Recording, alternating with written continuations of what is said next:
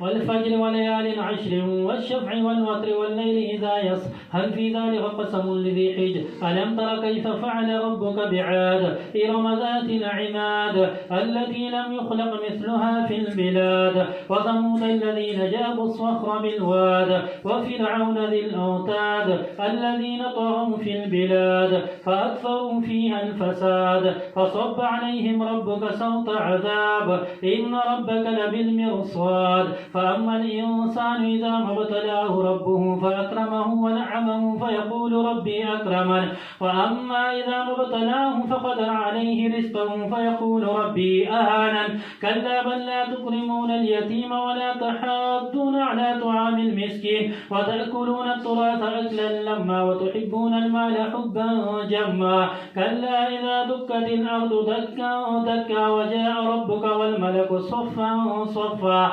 وجيء يومئذ بجهنم يومئذ يتذكر الإنسان وأنى له الذكرى يقول يا ليتني قدمت لحياتي فيومئذ لا يعذب عذابه أحد ولا يوثق وثاقه أحد يا أيتها النفس المطمئنة ارجعي إلى ربك راضية مرضية فادخلي في عبادي وادخلي جنتي.